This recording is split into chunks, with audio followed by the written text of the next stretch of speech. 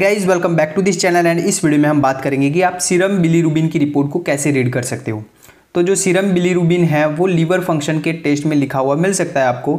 तो यहाँ पे बिलीरुबिन होता क्या है, तो बिलीरुबिन जो है वो पीला पदार्थ है जो हमारे खून के जो लाल कण होते हैं उसके टूटने से बनता है। ओके, तो नॉर्मली क्या रहता है कि 120 दिन बाद जो हमारे खून के रक्त कण होते हैं, लाल कणिकाएं होती है, उनका आयुष्य 120 दिन होता है। तो बाद में वो फिर 120 दिन बाद टूटते हैं। तो वो जो टूटते हैं उससे दो हिस्से बनते हैं, एक बनता है हीम और दूसरा बनता है ग्लोबिन। तो जो हीम वाला भाग है वो होता है लोहा। तो लोहे से क्या बनता है कि पित्त बनने की प्रोसेस में जाता है। ये इसमें से पहले बनता है बिलीवर्डिन, तो वो भी एक बाइल का पिगमेंट है। देन फिर वो आगे जाके फिर बिलीरुबिन भी बनता है। तो ये जो पहला बिलीरुबिन बनता है तो वो होता है अनकॉन्जुगेटेड बिलीरुबिन। ओके, मतलब कि इनडायरेक्ट बिलीरुबिन। तो ये फ्री बिलीरुबिन होता है, इसी वजह से इसको अनकॉन्जुगेटेड, किसी के साथ जुड़ा ना हो वैसा बिलीरुबिन बोलते हैं। ओके, देन ये आगे जाके फिर क्या रहता है कि ये जो अनकॉन्जुगेटेड बिलीरुबिन है वो लीवर में जाता है और लीवर में वो फिर ग्लाइकोरोनिक एसिड जो होता है, एक ग्लूकोज का प्रोडक्ट है, उससे जुड़ता है। ओके, तो उससे जुड़ने के बाद ये जो बनता है इसको बोलते हैं कॉन्जुगेटेड बिलीरुबिन, जिसको हम बोलते हैं डायरेक्ट बिलीरुबिन। अब ये जो बिलीरुबिन होता है, मतलब कि ये जो पित्त होता है वो फिर आगे जो पित्त की नलियाँ रहती है उससे और थोड़ा सा गोल ब्लेडर में भी जाके स्टोर होता है। ओके, जब हम खाना खाते हैं तो उसके बाद में क्या रहता है कि जो गोल ब्लेडर है वो संकुचित होता है और उससे फिर वो छोटी आंत का जो पहला हिस्सा होता है डिओडिनम, उसमें जाके फिर फैट और वो सब चीज़ें पचाने के लिए अंदर जाता है। ओके, तो ऐसे जो बिलीरुबिन बनता है फिर उसका फ्लो होता है। तो ये नॉर्मल पाथवे है। तो बिलीरुबिन की वजह से ही जो हमारा स्टूल होता है, मल होता है, उसका कलर और जो यूरिन होता है, पेशाब का कलर है, वो उसके ऊपर डिपेंड रहता है। जो हमारा बिलीरुबिन है उसके ऊपर डिपेंड रहता है। नाउ अब डिस्कस करते हैं कि आप बिलीरुबिन की रिपोर्ट को कैसे रीड कर सकते हो।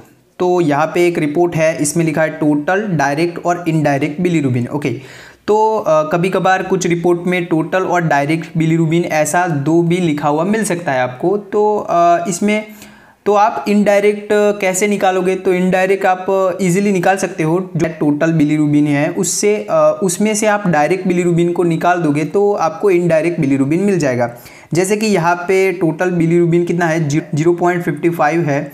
ओके, और जो डायरेक्ट बिलीरुबिन है वो 0.40 है। तो 0.55 में से 0.40 निकालते हैं तो 0.15, तो जो है ये इनडायरेक्ट बिलीरुबिन है। अब बात करते हैं कि बिलीरुबिन अगर कम हो जाता है तो क्या होता है। तो बिलीरुबिन अगर कम हो जाता है तो वो उतना इम्पोर्टेंट नहीं होता। ओके, वो उतना कंसर्न नहीं होता, लेकिन जो बिलीरुबिन बढ़ता है वो प्रॉब्लम क्रिएट कर सकता है। वो कुछ आप में हेल्थ प्रॉब्लम है उसको इंडिकेट कर सकता है।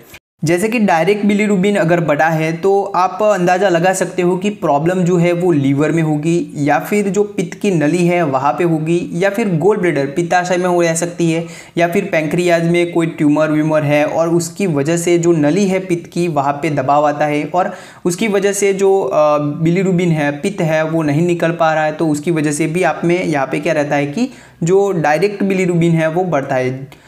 अब ये कैसे बढ़ता है, तो मान लो कि अगर इस हिस्से में यहाँ पे कोई स्टोन है या फिर कोई ट्यूमर है तो उसकी वजह से क्या रहेगा कि जो बाइल है वो वापस से जाएगा। अगर बाइल वापस जाता है तो उसकी वजह से क्या रहेगा कि लीवर में फिर वो वापस जाएगा और लीवर से फिर वो वापस से खून में बढ़ता है।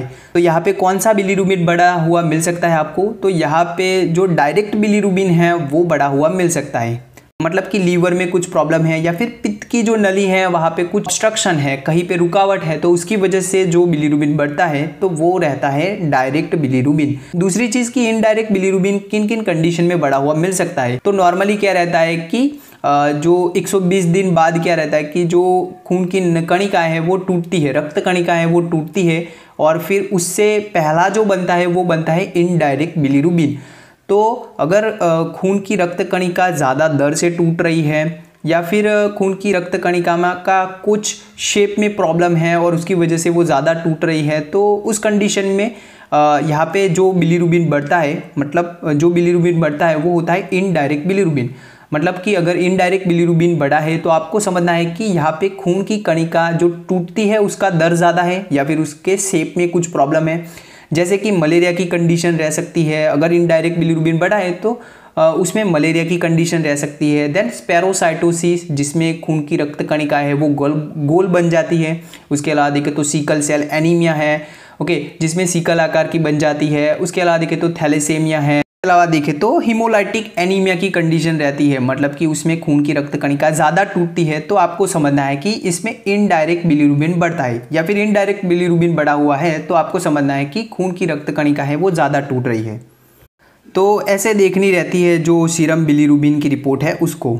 तो आई होप आपको इस वीडियो से कुछ जानने को मिला होगा। अगर कुछ क्वेरी है तो आप कमेंट सेक्शन में पूछ सकते हो। Thank you.